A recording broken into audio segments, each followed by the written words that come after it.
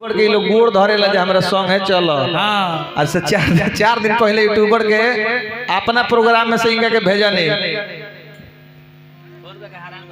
20 रहे लो हो 20 रहे 20 तारीख के 18 फोन कहले भैया यूट्यूब पर गाना चढ़ावे के बा तनी भेज दे को सुन के भेजने पर कहत के यूट्यूबर ई लेके आइल ताहा लोग के संग यूट्यूबर घूमे अतना निमन का बता ताही को पति पत्नी के प्रेम के बात बा। राजेश बाबू हर कलाकारी के जवाब ना हो बाबू। अरे कलाकारी काहे के लहेड़ा के संग घूमत रहलो अपनो जतवा जाता ताई को पति पत्नी के बात बा। मर्द गइला बाहर कुछ दिन हो गइल बा मौगी फोन कइले बिया। अरे सुने 25 सेकंड हाड़ी छोड़ देला मर्दवा। बताइए राजा जी। बोला है रानी रानी जी। हमरा के छोड़ के हाँ अरोरा परदेश कमाई खातिर चल गइल बन। तो परदेश ना जाम कमाए तो है तार 3-4 गो लइका बड़े सही का काहे राजा जी बोला हमारी याद ना आवेला। बहुत याद आवेला डिप्टी सोइला के बाद सूत गइला के बाद जानता नहीं जो घर में रह के रोरा बिना हमार काका होता काका होता हो हमार हाथ के कंगन खन खन करत गोड़ के पायल छन छन करत। तेरा हाथ के कंगन खन खन करता हाँ। आ पायल छन छन करता तो हमू बानी लेह लद्दाख में जातना ना ठंडा पड़ता कि हमारे 3 बजे भोर में रोआ गन गन गन करता जाएंगे। अच्छा ये बताई कि रोरा घरे कहिया आवत नहीं। अभी हम नहीं अब छुट्टी नहीं मिलत का भइल बा का भइल बा जी की छुट्टी नहीं मिलत। अरे तनख्वाह रो गइल बा पवली महीना हम चाहतनी तनख्वाह महीना पगार तीनों छोड़ के रोरा घरे चल। हाँ अरे तीनों छोड़ के आवे के मन नहीं कर सोतन जाई तो तरह के गोर में के एगो पायल आ कान में के एगो नथुनी आ नाक में के एगो झुमका लेके आए। ए राजा जी घर में हमर कुछो ना चाहिए रोरा हमर आँखी के सोजा रहब नो तो मैं देहिया हमार गहना के मारे भर जाए। तहार तो गहना के मारे भर जाई लेकिन तहार बहनिया नु बड़ी तंग करेले हमरा के। अच्छा बताएं कि घरे रोरा कहिया आवतनी। अब हम अगला साल होली में आवतनी अब का करे खातिर आवतनी। 2 पैक पिए खातिर तेरा बिछौने पोकाए खातिर। अगर अब की सामान में बोलवावे के बा तब मीठ बोल दो चल के महेंद्र ना तर जल ढारिए दिया।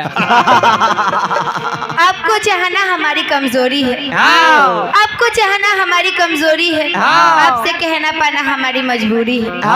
क्यों नहीं समझते आप हमारी खामोशी को क्यों नहीं समझते आप हमारी खामोशी को क्या प्यार में इजहार करना जरूरी है। एगो औरी को मन नहीं खेला गो तो आधा मन कोइले बा। सजाउल सपना हमार चूर हो गए सजाउल सपना हमार चूर हो गए जकरा के अमृत समझनु धतुर हो गए पता न खता कवन कसूर हो गए जकरा के अपना गोदिए में सुतावत रहनी वो आज हमारे नजरिए से दूर हो गए। तो साफ साफ बोला मरद पर अबू की देवर पर। अरे वो दोनों के दोनों खत्म बारन से हम तो अपना ससुरे पर ठीक कहता रे ठीक आई कमला बाबा रही ए बाबू पति पत्नी के बात बा। एक कलाकारी इतना ना हटे का हो घूमते हिलावत रहे। ए लोग के पूंजी है कमर के कमाई खा के हो गई नहीं राजा।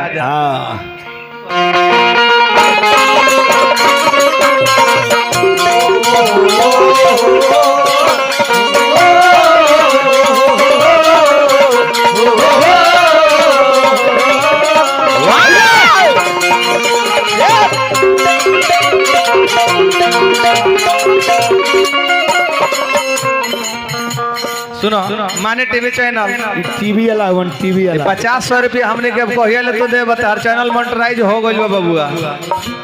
अब चेक आ गइल बा। हां ढेर चैनल वाला लो और तो 2 चैनल वाला अंगूठी लेके आई रहले लेकिन तार से अंगूठियो ना ले आई।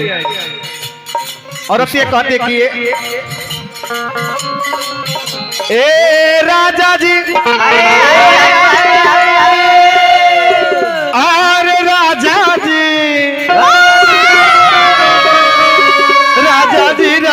जी राजा जी राजा जी राजा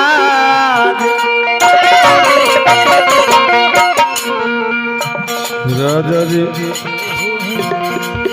राजा जी हाँ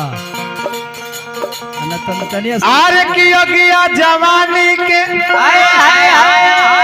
अरे की लागल बाटे देह में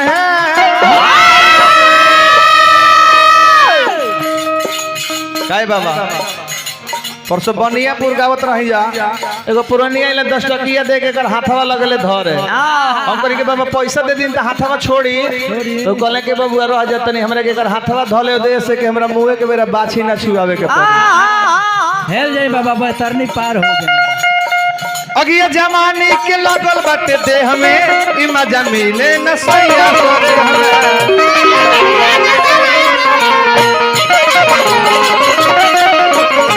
और अब ये कलश किए राजा जी तो भारी भारी आकवार हम करब खूब प्यार अवतारे भतार मोर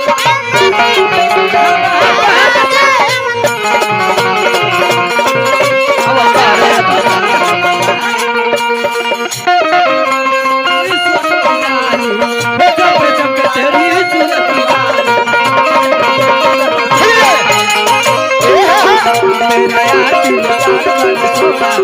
यार